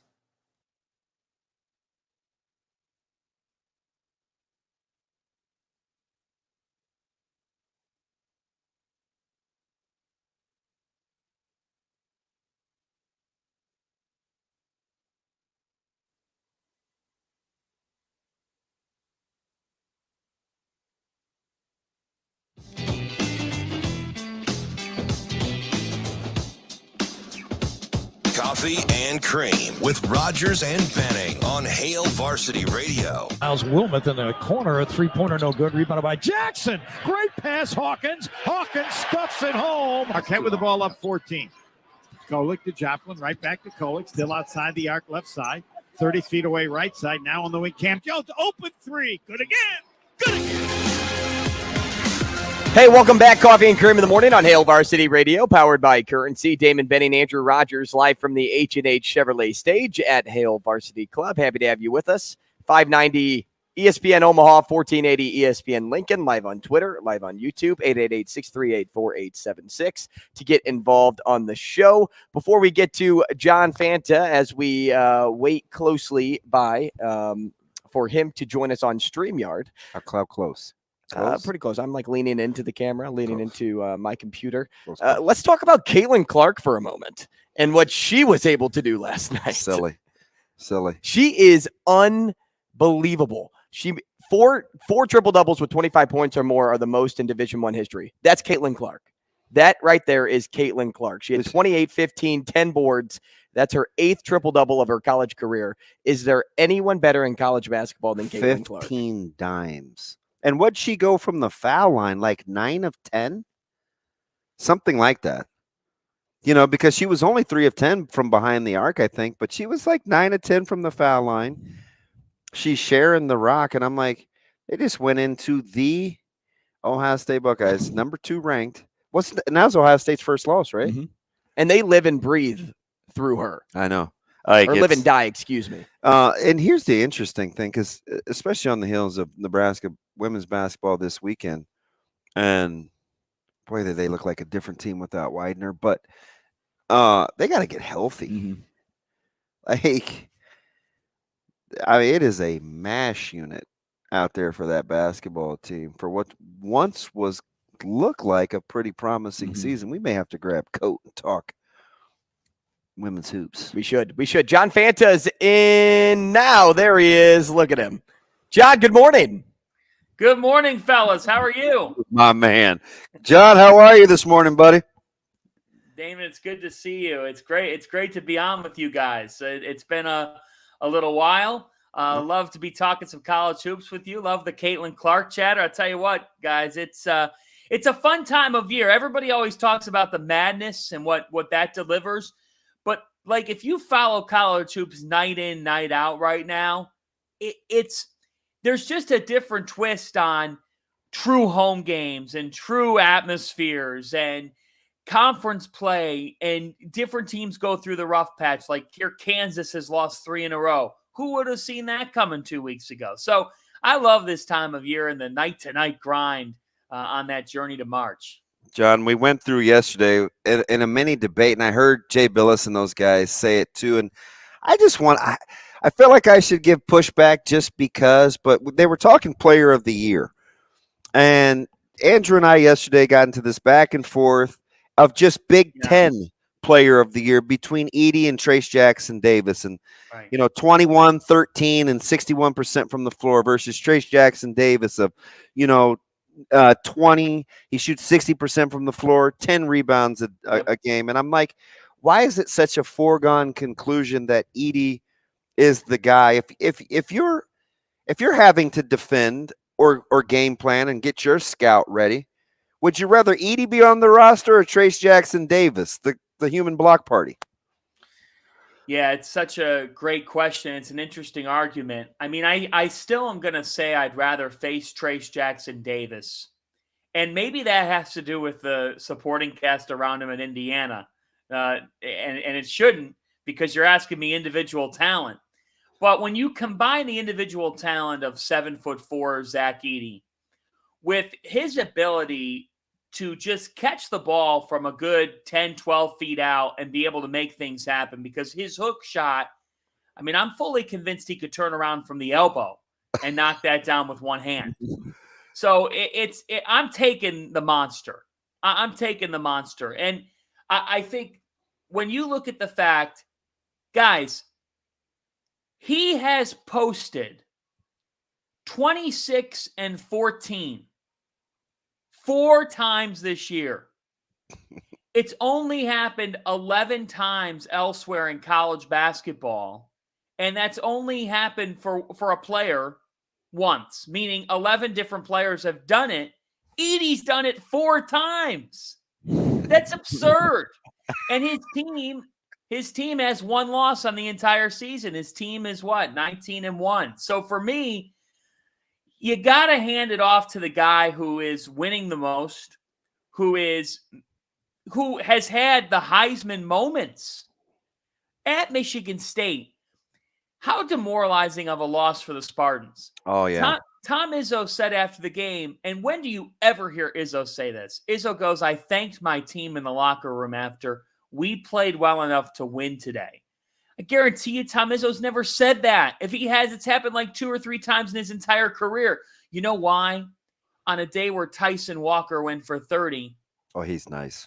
He still didn't have the best player in the game. I mean, that is crazy. That's crazy. Yeah. That to me is just that's baffling. I can't even. That'd be like sending me to an Omaha lunch buffet, and I wouldn't have the top performance. That's why I always feel better when I head out to Nebraska. You get my point. I get it. Right. I get it. John, you talk about being baffled, absurdity, and we could use any other word here to describe what we just heard from you. But we also talked yesterday about Creighton's future seed in the tournament. And after starting off 9th in the nation, they went from a potential Final Four team to most likely a double-digit seed. But as of today, who's closer to being a 10 seed in the tournament? Would you say it's Creighton or Duke? Oh, Good question. huh. Well, you know that Mike Krzyzewski has more time to spend near the committee room now. It sure does. Yeah. Yes, No, he does. I would still say today, Creighton, because you did lose 6 in a row, and the committee's got to take that into account. But analytically, you would say Duke, and the direction that the programs are going in, you would say Duke as well. To me, guys, I'm buying back. If you can buy Creighton stock today, you should do it today and not next week or the week after, because to me, I think the script sort of writes itself here. They were never going to stay down for too long. They've got the makeup and they've got the head coach who knows how to get his team to play the best basketball. There's no better coach in the Big East at getting his team ready for the Big East tournament than Greg McDermott. It's kind of insane how good of a coach he is around that week of the year. And it's a reason why his team has been to 4 Big East tournament finals in 9 years. So I think that they could end up on the same seed line. But if you're asking me, like, today, the bracket doesn't come out today. So it would be Creighton today. But who am I buying? Who do I feel better about going forward? It's got to be Creighton. Because at the end of the day, Creighton has top 10 talent, but a coach who's experienced. Let's face it, John Shire is not experienced in this role. And Showed last night against Virginia Tech. Yeah, it really did. His late game execution was not very good. So I'm buying the Blue Jays. And guys, you know, I'm not saying that this will happen, but it would not shock me. It really would not shock me if Creighton goes on a crazy run. And I have this gut feeling. I've had it since the start of the season, and I maintain the gut feeling. I think Greg McDermott's finally going to get his first Big East tournament title. I just think it's so due to happen. And I think if that happens and you go on a run, you could wake up Selection Sunday with how soft this bubble is and with how ever evolving it is. And, oh my gosh, Creighton went from a 10 or 11, and in about 6 weeks, they made it a 6 seed. You know, I wouldn't, all I'm saying is I wouldn't rule it out. They're one of the teams who could do it. It's interesting, too, because they're only 1-5 against quad 1 teams, but they've got a chance to really make some hay. I mean, Xavier, Marquette, Providence, I want to stay right in the Big East because they got my attention. I don't know when I made the tweet. I think, you know, they were maybe only 3-1 in the Big East, and I said, Marquette looks like a team that is going to be pretty good. How in the world did Shaka Smart run it back with that lineup without the additions to have Marquette 16-4 doing what they're doing this year right now? With honesty and accountability, seriously. So his team had won 8 of 9 games last year right around this time. They then proceeded to lose 6 of their final 9 games. And Shaka Smart had player exit interviews, and his players talked to him. And they were real with him, and he was real with them. And the fact is, guys, at the end of the season, last year, Marquette had egos at play. They had a guy in Justin Lewis who frankly wanted to go pro and did. You guys know what happens to a roster that's divided in where they are directionally and in what can happen there. And Shaka, look, he took the blame. He didn't have his team ready for the stretch run of the season. They got beat. So immediately, like, to me, Shaka Smart doesn't look at Marquette as a stop. He looks at it as a destination. He's from Wisconsin. His mother lives there still. He's got a beautiful wife, a great daughter, and family to him. He's been able to reconnect with his family in Milwaukee and the Wisconsin area as opposed to Texas. And I know this doesn't have anything to do with basketball. We're going to get there. But to be able to tell what's happened on the floor, you have to be able to tell some of the things that have happened. They have those exit interviews, and they talk about kind of how they build on this. How do they avoid having the same type of season in year 2 from year 1? Well, then in the preseason, he takes his team on a retreat in October for a couple of days. He told me the players controlled 98% of the conversation in terms of goal setting, in terms of what they planned to do, what they mapped out. At that point, they knew they were picked up in the Big East. how they exceed those expectations, and how each guy performs his role. They allocated roles on this retreat. Now, in 2022, college sports, it is a hell of a lot easier to hand out dollars than it is to be real with each other and say, here's what we need to do to win. And that's exactly what they did. And they said, Tyler Kolek, you've got to be an elite distributor. Cam Jones, you've got to be our scorer. Oso Ighodaro, you've got to hang with Ryan Kalkbrenner and Adama Sanogo. They laid them out, and they even had some tough conversations. Now, transition to what this season's been. They know who they are better than anybody in the Big East. They're the top offensive team in college basketball. That illustrates it. KenPom has them number 1 in adjusted offensive efficiency. And it's because they have the best backcourt in the Big East, in my humble opinion, with Kolek and Jones. And mobile bigs. Their size is mobile. It can run. Smart, with his staff, was very intentional in bringing in guys. He brought in Nevada Smith, who had G League experience, a guy who had been a part of NBA offense, knows what it looks like. He's very intentional in getting guys who could modernize his approach and make Marquette different than other teams in the Big East. They're actually a very specific team to scout. They're a specific team to face. And that is what has led this group. Just old-fashioned player development, not making a transfer splash, not bringing in this huge freshman class. And they're 16-5 and 8-2 in the Big East. And I think, as we talk today, that they could very well win the Big East Conference. And you know why? They've gone against the grain in today's climate of college hoops. They're just doing it by buying in to the guys they already have. There's not a ton of programs doing that. And John, I think it's built the respect from the players. John, we appreciate your time. Thanks so much today. And, we got to talk again soon. We got to. You got a boatload of information up there. We have to get it out of you. Appreciate it, John. Thank you guys for having me. Appreciate you. Joelle Lorenzi's next.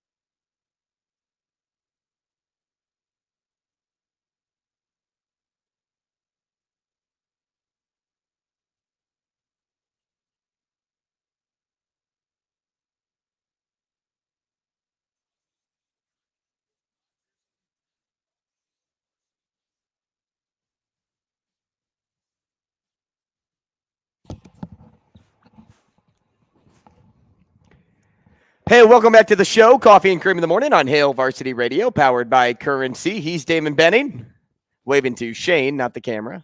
I'm Andrew Rogers. Why'd you wave to Shane? Just because? It's 8:45 and you're having a good time? I just want to make sure he was doing okay. Nah, I'm doing okay. We are John Fanta. That went long, but man, was he good. Yep. And if you missed anything from that interview, make sure to check out the podcast. I know with our tight breaks on the radio, it may have cut you out, but it's really easy to go back and find. Go to H Varsity Radio on Twitter or go to your favorite podcast page, and that's Hail Varsity Radio, and you can catch the full interview with John Fanta. He's a encyclopedia when it comes to college basketball, and there's no telling if you could quiz that guy on something that he wouldn't get 100%. He's a great storyteller too. Doesn't take himself too seriously. I'm a big Fanta guy. We got him when he was just getting started. Right. Like, and he was like this young. That's what you were telling me. He's this young, energetic guy that used to post, these his little interviews and snippets, and I'm like, you know what? I like him. I like him a lot. And you know who else you like? This guy right here. Joelle Lorenzi. He's on the phone. Joelle, good morning. What's happening? What's up, buddy? Hey, so I just got through. We were talking to John Fanta, and he was just putting us super deep on kind of the growth and the mindset of Marquette and how Shaka Smart had to kind of reinvest in his own guys. And he said it was just good old-fashioned player development and coaching hires. When I asked you 3 weeks ago and we weren't sure yet, let me ask you again this week. Right now, who do you think the best team in the Big East is? Oh, Marquette, no question. Okay. Polls won't reflect it. Obviously, Xavier had a good run for a while, but if you look at resume and um, you know, losses that Marquette has taken versus the losses that Xavier's taken, and Marquette hasn't lost a game DePaul, respectfully. And they look really good against good teams. And obviously, both have tougher schedules the rest of the way than crazy. But Marquette, man, they're running teams down, man. Like in the half court offense, it doesn't look like anybody can really stop them. Yeah. And they're not a bad team either. They're miles ahead of Xavier in that front, I think. I think they're the favorite to win the Big East right now.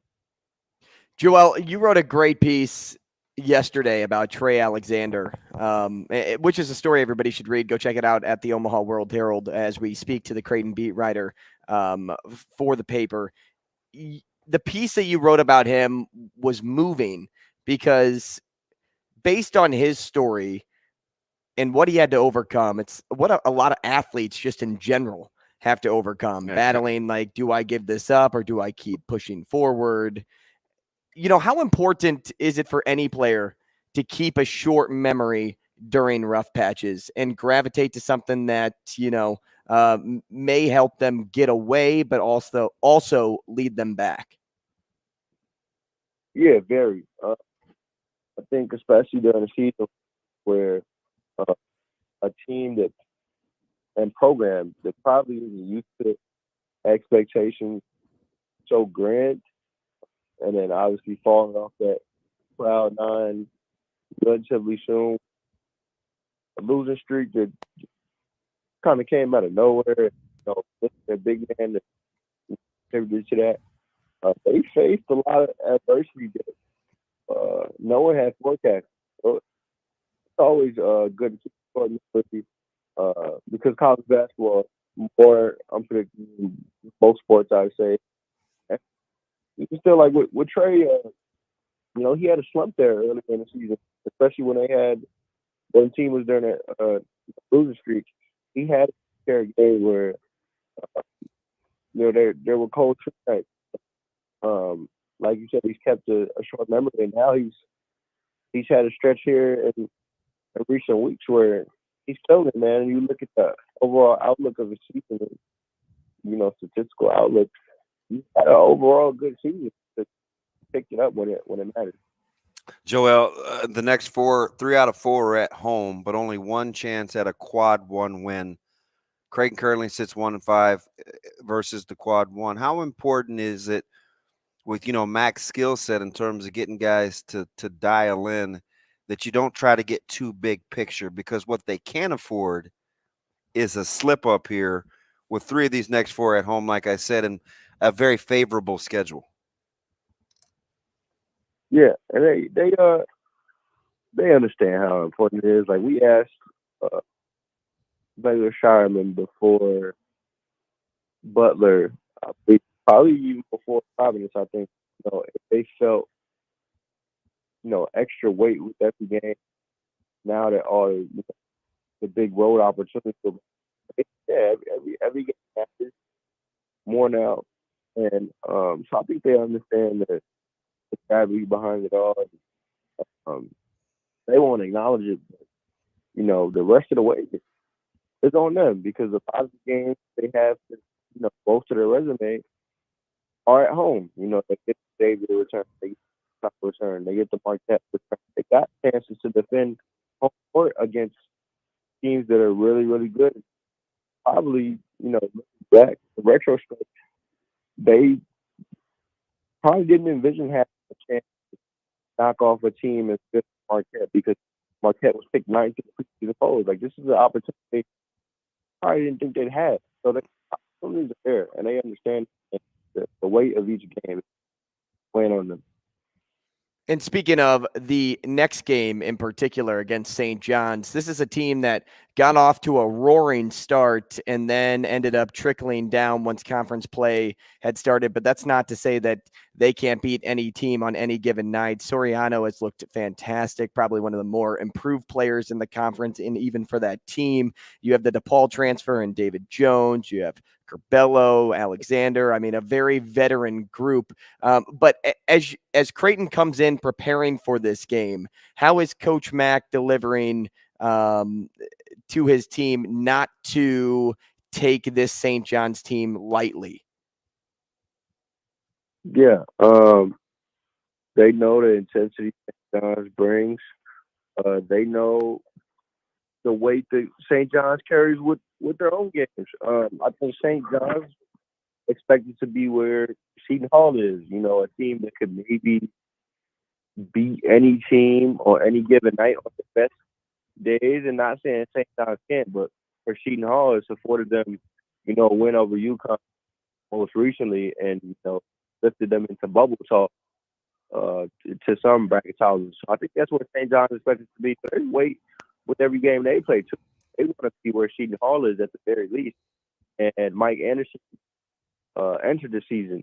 So there's weight all around that program to get a win like this. And I think teams around the conference know how good Creighton really is despite the record due to strength of schedule. So Creighton's not taking any the rest of the way, and they know defensive intensity from St. John's, some of the challenge they have.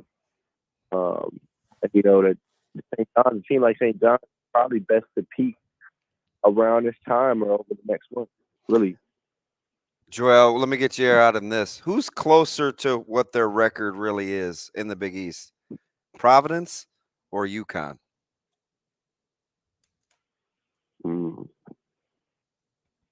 I think I've been saying this while UConn's been on a losing streak. I Providence because I'm not out on UConn.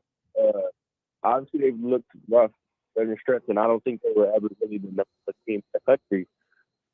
But I don't think they're as bad as the recent stretch will show. I think they've got their flaws, but most of these teams do. And I mean, Creighton's flaws have been out there for some time now.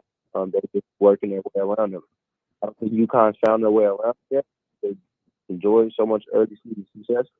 So I like to say Providence. I'll get Providence some credit, and I'll set UConn back. Joelle, we appreciate your time this morning. Thanks so much. We'll talk again next week. All right, guys. Talk to y'all. See you, buddy. And as Joelle drives out, I want to drive out on this point, too, and tell you about Dingman's. They've been in the business for over 25 years in Omaha. Family-owned, family-run local business. They invest in the latest technology to stay up to date with the ever-evolving technology of what cars are today. One of my favorite things that they have, which isn't a crash or a tire squeal, is their give back program where they have the customer decide what charity Dingman's is going to give a donation to. I mean, I just think that is a tremendous effort that they do over there. 4 locations through the metro area, along with the standalone mechanical shop at 120th and Maple. If you have something wrong with your car, if you're looking to upgrade your car, or you get in a car crash, you head over to Dingman's. They'll hook you up. Go to dingmans.com for an estimate today. How about that? Dab me out on that. I like that. The funny thing about, as we kind of ramp up for this, and Nebraska, we talked yesterday real quick about the day off and Northwestern and maybe them needing some rest to get some of their other guys ready to go. Level of surprise that Northwestern was able to hold off Wisconsin after not playing for so long. Do you know they I were? Couldn't believe Wisconsin. They were favored. I couldn't believe Wisconsin lost that game, to be honest with you. Really? Yeah, I thought Wisconsin was the better team coming in. They were in better position. Is it weird? Because I think Northwestern is pretty good. They are a good team. And I'm not going to knock them, but just based on everything that they were carrying going into that game, I felt like that was a huge weight on their shoulders, and Wisconsin should have been able to close that down. They could not put free throws in, and they shot horrifically from the field. Same thing that almost cost Virginia Tech last night. We'll continue conversation on Morning Dump. Thanks for joining us. We'll talk again tomorrow on Coffee and Cream.